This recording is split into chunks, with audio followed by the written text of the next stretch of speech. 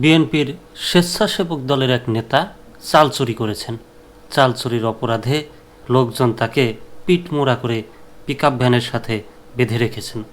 একটা জিনিস খেয়াল করেছেন, গণ অভ্যুত্থানের পরে বিএনপির কিন্তু মান মর্যাদা একটু বাড়তে উপরের দিকে ছিল, কিন্তু হঠাৎ করে এই যে গত 2 মাসের মধ্যে বিএনপির মান সম্মান কিছুটা নিচে নেমে এসেছে এবং সেটা চলমান আছে।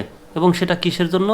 এই যে প্রতিদিন একটা দুইটা করে চুরির ঘটনা, গরু চোর, চাঁদা, ছিনতাই, এই যে আজকে একটা খবর পেলাম সেনা সদস্যকে অপহরণ, এই ধরনের নোংরামির জন্য বিএনপির মান নিচে নেমে আসছে।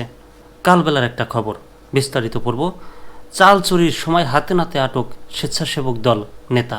এখন প্রশ্নটা কি, বিএনপি কি চোর দেখে পদ দিয়েছে? বিভিন্ন ওয়ার্ড পর্যায়ে, ইউনিয়ন পর্যায়ে চোররা বা চাঁদাবাজরাই কি স্থান পেয়েছে, নাকি পদ পাওয়ার পরে চাঁদাবাজ বা চুরি করছেন? কোনটা? সাধারণ মানুষ জানতে চায়। বিস্তারিত পড়ব। চাল চুরির সময় হাতে নাতে আটক স্বেচ্ছাসেবক দল নেতা। ঠাকুরগাঁওয়ে বরাদ্দকৃত সরকারি চাল চুরির সময় হাতে নাতে ধরা পড়েছেন ইউনিয়ন স্বেচ্ছাসেবক দলের আহ্বায়ক আমিনুল ইসলাম। এ সময় স্থানীয় ইউনিয়ন পরিষদের পাশে গোডাউন থেকে চাল বোঝাই ট্রাক্টর আটক করে। শুক্রবার গভীর রাতে সদর উপজেলার বেগুনবাড়ি ইউনিয়নে ঘটনাটি ঘটেছে।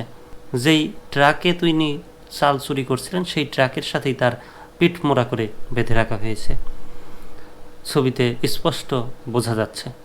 আটক আমিনুল ইসলাম পশ্চিম বেগুনবাড়ি গ্রামের পাথারুর ছেলে। তিনি বেগুনবাড়ি ইউনিয়ন স্বেচ্ছাসেবক দলের আহ্বায়ক। এছাড়া পলাতক আসামিদের মধ্যে রয়েছেন ৯ নম্বর ওয়ার্ড বিএনপির সভাপতি মৃত গফুর আহমেদের ছেলে ওয়াদুদ হাসান, সাধারণ সম্পাদক নুরুল আমিন, কৃষক দলের সাংগঠনিক সম্পাদক কামাল ও স্থানীয় বাসিন্দা মৃত নাসির উদ্দিনের ছেলে সুলতান।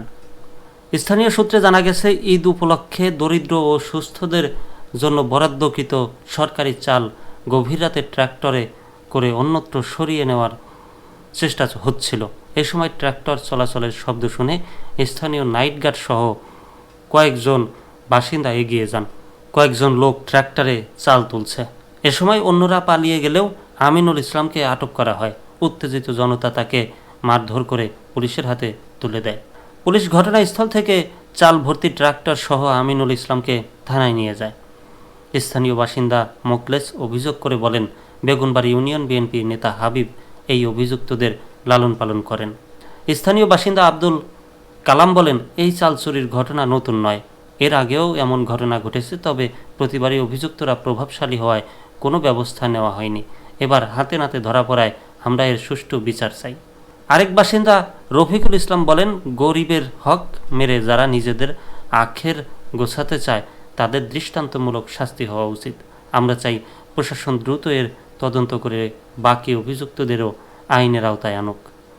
ঠাকুরগাঁও সদর উপজেলার নির্বাহী কর্মকর্তা মোহাম্মদ খায়রুল ইসলাম জানান, সরকারি চাল চুরির ঘটনাটি অত্যন্ত নিন্দনীয়। এ ঘটনায় একজনকে আটক করা হয়েছে এবং তদন্ত সাপেক্ষে দোষীদের বিরুদ্ধে কঠোর ব্যবস্থা নেওয়া হবে।